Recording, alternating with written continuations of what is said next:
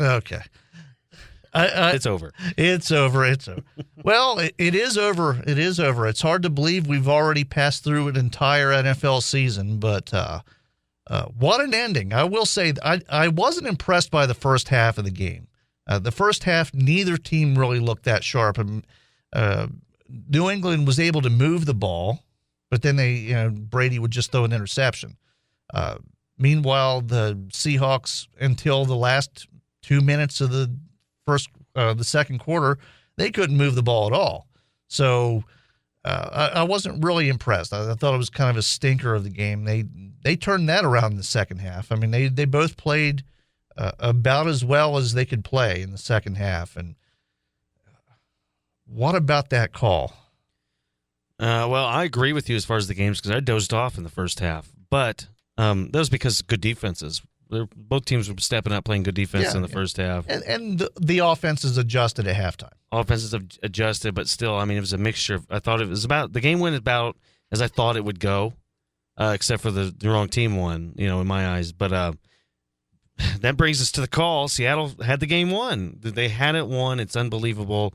That's one of the worst calls I've ever seen. I just can't comprehend. I can't fathom. Chris Collinsworth, hearing him up there, he conveyed the same feelings I was thinking. I just couldn't get over the fact that they did that. That's just a coach overthinking what's going on in a game. He's sitting up there, the coordinator, whoever, and he's thinking, hey, everybody in this building is expecting Marshawn Lynch to run the football, including the Patriots defense. They had eight men in the box. They had 8 men in the box, and so I'm going to pick something different. I don't care if they've got 11 men in the box. Don't go in a shotgun. Line up and run Marshawn Lynch. He needs 1 yard, and he's got 2, maybe 3 plays to get there. It was just a terrible call. Yeah, and it cost him a Super Bowl championship. And they had been running plays where he's running off tackle all night, and it was doing well. I mean, he wasn't getting 9 and 10 yards every time when they ran off tackle, but he was getting 3, 4, 5 yards. I mean, he ran the ball well. He caught the ball well. On 2nd and 1 at the goal line, the 2nd and goal on the 1 yard line, you pass on 3rd down. You pass on 3rd down. You don't pass on 2nd down. And look, I understand maybe you wanted to stop the clock, and maybe he knew that everybody was going to do that, but I mean, everybody knows Marshawn Lynch is going to get the ball anyway.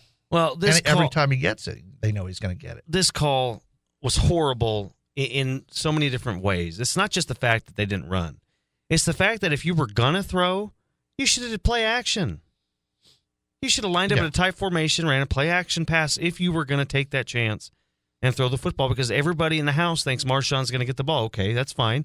Line up, fake it to him. I knew it was going to be a bad play call when they lined up in a shotgun.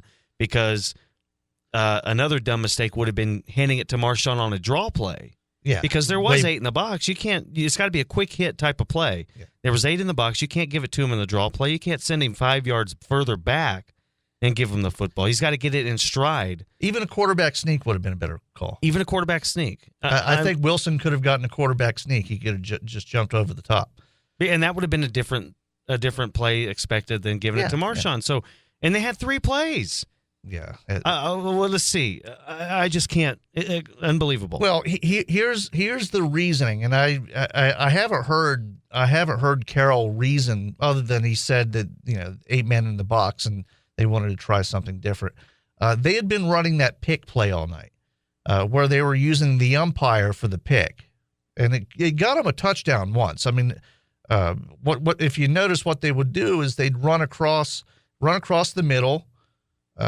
Whoever Revis was on, which was who they threw to this time, whoever Revis was on, he would run across the middle so close to the umpire that Revis would bump into the umpire. Mm-hmm. They'd use the umpire for a pick play, which is legal.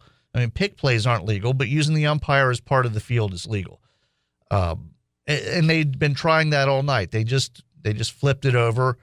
They tried it again, and this time the Patriots didn't fall for it. I mean, it was just a terrible call. I mean, and all of the heroics, curse with that insane catch. and Russell Wilson just chucking it down the field to whoever could catch it. All of that for nothing. Yeah, and the Seattle Seahawks, I think there's a lot of blame to go around. Pete Carroll, I'm not sure, has he come out and said that it was his decision to throw it? Probably not. Well, it's probably the offensive coordinator's decision to throw the football. He says he takes responsibility. He takes responsibility, but it probably the call. OC. Yeah. And then you have to question Russell Wilson. I mean, why didn't he audible? Yeah, why didn't he audible at the line? Of course, I mean, again, he's a relatively inexperienced guy. I mean, he's not really known for running a whole lot of audibles. I mean, he's known for improvising, but maybe he just goes in there and runs the plays he's told. I mean, but again, a more experienced quarterback, a different quarterback, would have called that one at the line. There's no way. And then if they lose, it's on the quarterback. And then Wilson might learn from this, and eventually that's what he'll become, a guy that next time will audible the play and run the football, whether it's a sneak, whether you give it to Marshawn Lynch. But it's inexcusable. I mean, it's almost a fireable offense in my eyes because I know it was one play, but he had a one. The Patriots, they lucked out. They lucked out and won the Super Bowl. And they didn't play that well. Brady threw 2 picks. I mean, he threw a lot of yards, but they didn't really run the ball. I mean, they played almost the same game they played against the Ravens. And when I say lucking out, I'm not trying to take anything away from New England because you know what? To win a Super Bowl or to win any type of championship in any sport, there's always luck involved. And that was just one of those times where the bonehead play was made by the Seahawks. Well, and here's the thing. On Friday, we were talking about Pete Carroll. If he wins this one, he's one of the greats of all time. Does that take away from his legacy that he made one boneheaded play? Because the rest of the game was pretty much perfectly called. No, he's one of the greatest of all time right now because he's won national titles at USC and he's also won a Super Bowl. But no, it shouldn't. Just like Bill Belichick, he's made some decisions over the years that it shouldn't take away from the fact he's one of the greatest, if not the greatest, football coach of all time. Now you have to put his name in there. 4 Super Bowls. It's unbelievable. Like cheating? I mean, that's a pretty big decision. Yeah. Okay, let's. I think we might have a call here. Let's give it a shot.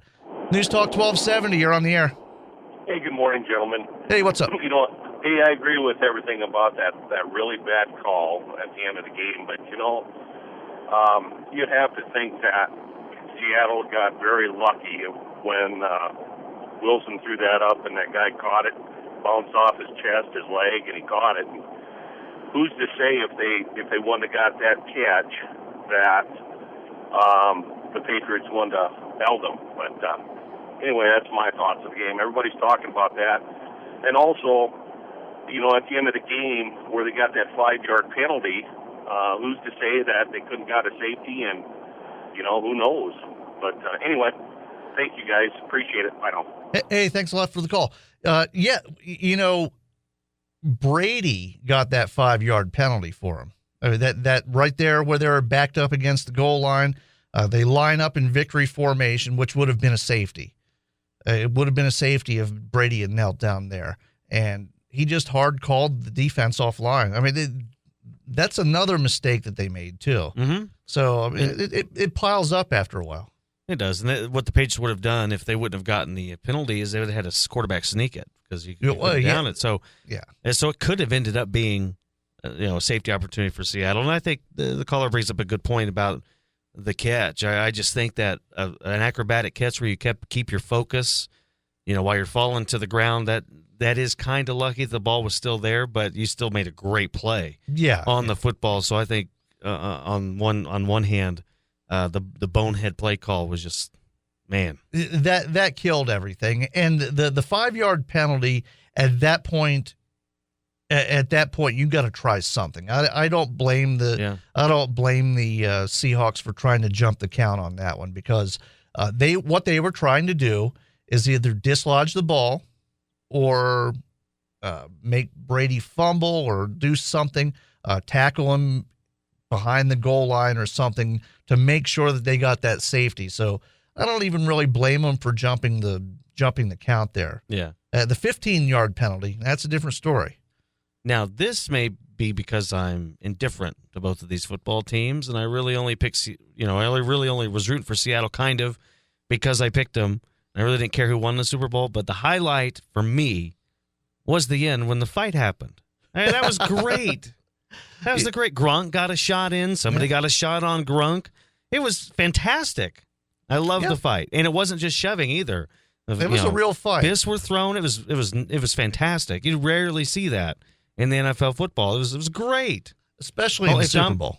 Especially in the Super Bowl. After the game, it was fantastic. If Ndamukong and Suh would have been there, it'd been cool. Somebody would have got stomped. Yeah, awesome. You know, it was just frustrations. The first thing I thought is, well, two of the least classy organizations showing that they're not classy. But then I realized that they just lost the Super Bowl on a bonehead play. They were all fired up. They were just getting some frustrations out. Nobody got hurt. Yeah, nobody. And it didn't affect the end of the game. I mean, it didn't affect the game. So I let them get some frustrations out. No, it was entertaining. Well, yeah. It was stupid and not classy by Seattle. It was mostly Seattle that caused it. I really don't give the Patriots any blame. You have to defend yourself. Yeah. It was, but it wasn't a huge deal. Yeah, it was still fun to watch. And how many people can say they got kicked out of a Super Bowl game? That's true. Now one, I think number 51. There hasn't been that many kicked out. Yeah, he might be the first. I'm not sure. I mean, let me look that up. In my 20 some odd years of paying attention to Super Bowls, I don't remember somebody getting ejected. I don't either. I'll have to look it up at some point. Next hour, we'll talk a little bit about the commercials. Ugh, they were so bad. They were. It's years and years of people complaining about anything remotely edgy has turned into this.